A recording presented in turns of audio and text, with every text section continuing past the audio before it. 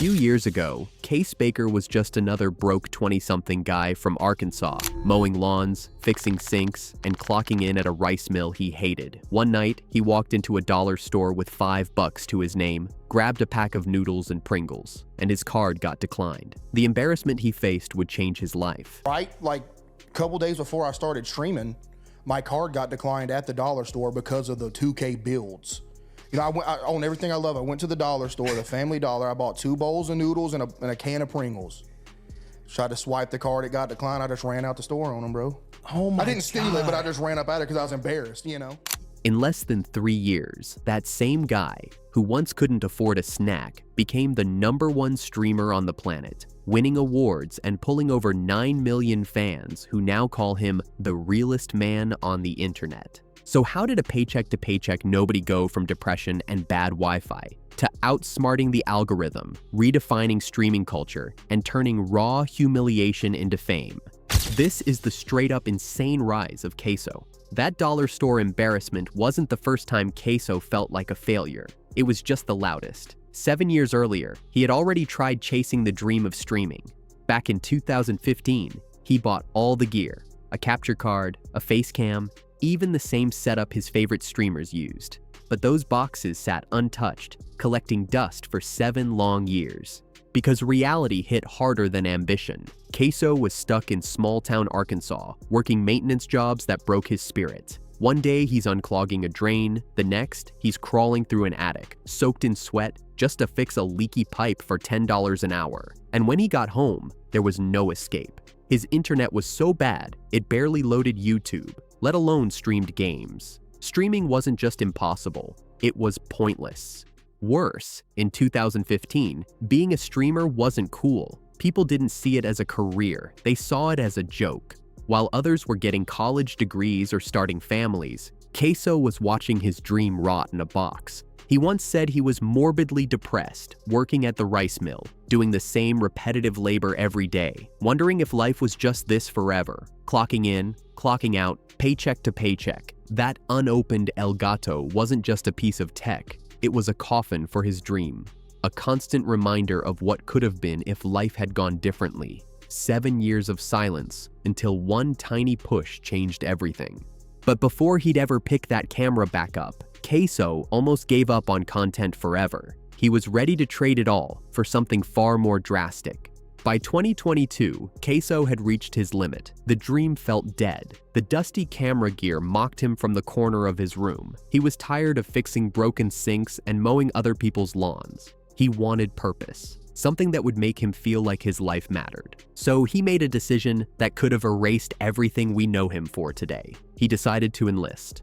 He told himself he'd do 20 years in the military. At least that way his life would have structure, discipline, meaning. He dropped nearly 50 pounds in 2 months just to qualify. That's how serious he was. In his mind, streaming was a failure. This was his new identity now. A soldier, not a creator. He later said, "I'd rather do that than just work normal." Because normal had become unbearable, living paycheck to paycheck, surrounded by people who thought gaming was a waste of time. He was ready to walk away from that dream forever. But then came that car ride. It was September 2022. Caseoh was driving with his mom, explaining his plan to enlist. She listened quietly, then asked one question that changed his entire life. "Before you go, why not just try it one last time?" That was all it took. One simple push from the one person who'd never stopped believing in him. That drive didn't just stop him from joining the military. It rerouted his entire life. But it still wasn't enough to light the fire. Not until one humiliating night at the dollar store forced him to face the truth. He had nothing left to lose. Despite his mom's push, Caseoh still hadn't touched the camera. The dream was technically revived, but emotionally, he was empty. Until one random night, when humiliation hit him like a truck. The kind of moment that either breaks you or forges you into something else entirely. It was late. Caseoh stopped by a dollar store with a plan to buy $5 worth of food, noodles, and a can of Pringles. $5, that's all he had. He got to the counter, swiped his card, declined. Tried again, declined. The cashier stared. A line formed behind him. He said later, "I just ran out the store on them." That was it, the final straw. 7 years of failure, wasted potential, and depression, all crashing down in a single beep of a declined transaction. He wasn't angry at the store. He was angry at himself, angry at how small his life had become. That moment wasn't just embarrassing, it was transformative. He walked home with nothing but the sound of that declined beep echoing in his head, thinking, never again. That night, Caseoh made the decision that changed everything. He pulled out the unopened Elgato, dusted off the webcam, and set up his streaming corner in his Arkansas bedroom. He wasn't just trying anymore, he was done failing. This time, there was no safety net, no plan B. He said, I'd rather die trying to make this work than go back to that life. That dollar store card decline became the spark that lit the fuse. But now came the real test. He had the dream, he had the drive, but no one was watching. And the brutal truth about streaming? No one cares until you make them care. Caseoh was finally ready to chase his dream. But he wasn't stupid. He knew how streaming worked. You can go live for months and still talk to nobody. He wasn't about to become another invisible streamer yelling into the void. So he asked himself one question: how can I build an audience before I even start streaming? That question changed everything. The problem was his internet. Still terrible. He couldn't stream live without it crashing. So he came up with a workaround so clever it might have been insane. Instead of streaming, he pretended to stream. He recorded himself playing NBA 2K, reacting, joking, shouting like it was live, then cut those clips into bite-sized TikToks. His goal wasn't to go viral, it was to flood the algorithm. The first night, he posted 3 clips. The next day, he posted 6, and then he did it again. And again. He wasn't waiting for luck, he was manufacturing it. He studied what worked, mimicked popular creators' pacing, and blended it with his chaotic humor. Within 24 hours, those fake stream clips had exploded. 15,000 followers overnight. He'd built an audience before even hitting go live. When he finally did go live, he wasn't starting from zero. His first stream pulled 70 concurrent viewers. That's more than some streamers get after a year. In one stroke, Caseoh had skipped the hardest part of streaming, the invisible grind. He had engineered his own wave and rode it straight into visibility. But with that success came a new problem. What happens when the game that made you famous stops being cool? Caseoh was about to find out the cost of outgrowing your own niche. Caseoh had cracked the code once. The 2K clips blew up. His streams were booming, and for the first time, he wasn't invisible. But there's a silent curse in content creation. When one game makes you, it can also trap you. His entire career now depended on a single title, and when that game started dying, so did his numbers. The question was, could Caseoh survive outside the 2K bubble, or would he fade like every other one-game wonder? When the hype around NBA 2K cooled off, Caseoh's streams crashed from 900 viewers to barely 100. The easy move would have been to keep milking 2K for as long as it paid the bills. But that wasn't Caseoh. He knew if people only cared about the game, his career was over. So, he decided to risk everything on something completely different: Hogwarts Legacy, a slow, story-driven RPG, the exact opposite of what his audience followed him for. He didn't care. He doubled down, leaned into his humor, his reactions, his chaotic energy, and hoped people would stay for him. For a while, it looked like a mistake. Views dropped, engagement slowed. Everyone told him to go back to 2K. But then, one of his Hogwarts Legacy clips hit 18 million views. The algorithm didn't just notice, it exploded. That single clip proved everything. The audience wasn't there for the game anymore. They were there for Caseoh. His narrow lane had just turned into an open highway. He was no longer the 2K guy. He was a full-blown variety streamer. Funny, unpredictable, and impossible to box in. But as his fame skyrocketed, a new kind of pressure started to creep in.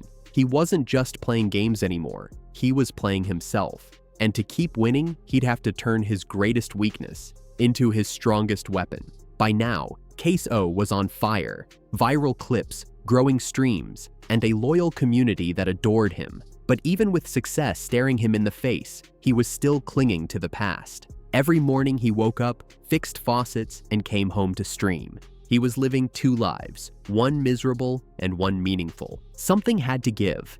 And the question was, would he really risk everything stable to chase the unstable dream that once broke him? The maintenance job was steady, predictable, but for Caseoh, that was the problem. It was a reminder of the life he promised he'd never return to, the one filled with drywall dust and empty paychecks. So he made a public contract with his fans, a bet. He looked straight into the camera and said, "If y'all get me to 5,000 subscribers on Twitch, I'll call my boss and tell him I'm done." It wasn't a joke. His boss wasn't some random guy. It was a small-town family friend who'd worked with his dad. This wasn't just quitting a job. It was quitting security. Every sub became a countdown to freedom. His chat flooded with hype. They wanted to see if he'd actually do it. And then, the number hit 5,000. True to his word, Caseoh picked up the phone, called his boss, and said the words that officially ended his old life. "Hey man, I'm done." That same day, Twitch emailed him, partner status achieved.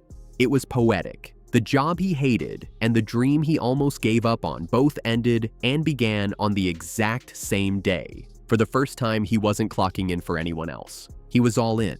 But success brings a different kind of danger. Now that he'd made it, the question wasn't if he could win. It was how long he could stay real in a world that rewards fake perfection. And the way he handled that? Pure Caseoh genius. In an era where every creator is obsessed with filters, sponsors, and brand safety, Caseoh did the exact opposite. He made himself the joke. He let people roast him live. And somehow, that became his superpower. Why would anyone willingly let millions clown on them? Because Caseoh understood something most influencers never will. When you stop taking yourself too seriously, people finally start taking you seriously. Caseoh's streams turned into comedy goldmines, with fans unleashing some of the most savage roasts online. They called him one Lego piece away from collapsing, compared his forehead to the Death Star, and joked that he was digging for dimes in the couch cushions. But instead of fighting back, Caseoh laughed with them. He'd crack jokes about himself, double down on the memes, and fuel the chaos. He said, "If they can laugh at me, they can feel comfortable being themselves too." That's what made him different. Most streamers build walls between themselves and the audience. He tore his down completely. He let people in. He made them feel like friends, not followers. Over time, the same viewers who roasted him every night became his most loyal defenders. They'd fight anyone who disrespected him outside his chat. Because roasting Caseoh wasn't bullying, it was bonding. By being the butt of the joke, Caseoh built something deeper than fame.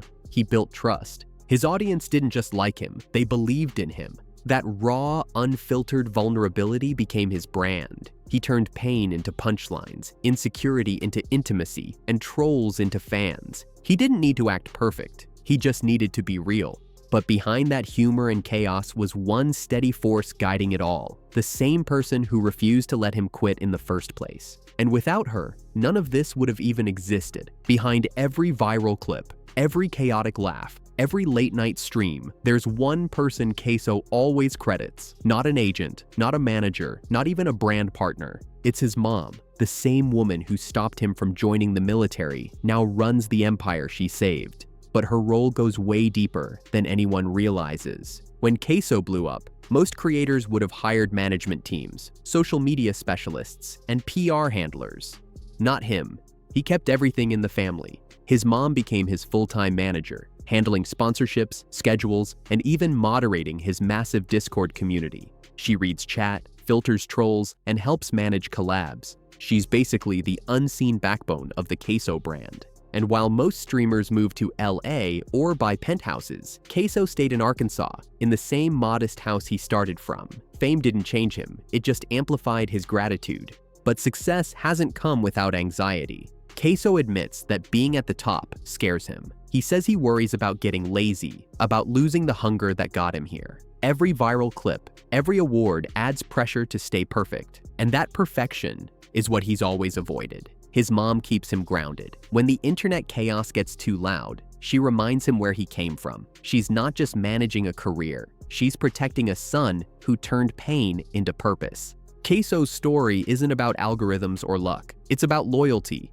He's proof that you don't need Hollywood agents or millionaire investors, just one person who refuses to let you quit. And that's what makes him different. While others chase fame, Caseoh chases peace. every night when he goes live, his goal isn't to flex numbers. It's to give people a place to forget about life for 4 hours and laugh again. Because the truth is, his insane rise wasn't built on views or virality. It was built on 3 forces that, when combined, created something unstoppable: strategy, authenticity, and unwavering support. So, when you strip away the memes, the roasts, and the chaos, what's left? How did a broke maintenance worker from Arkansas go from declined cards and dead dreams to millions of fans, awards, and generational wealth? It wasn't luck. It wasn't timing. It was a formula. 3 unstoppable forces that collided at the perfect moment.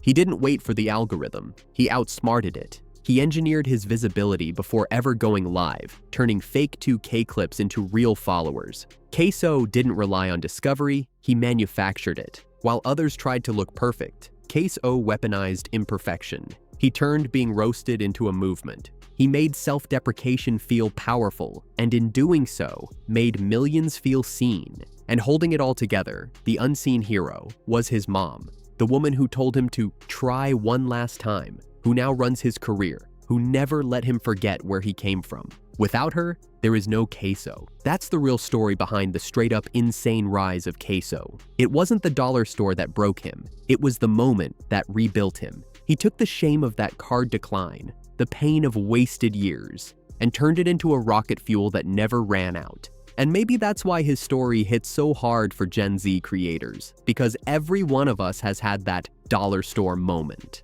That point where you're humiliated, broke, ready to give up. But the truth is, you're not done. You're just one painful push away from everything you've ever wanted. Because sometimes, all it takes is one try again from the right person, and the courage to finally listen.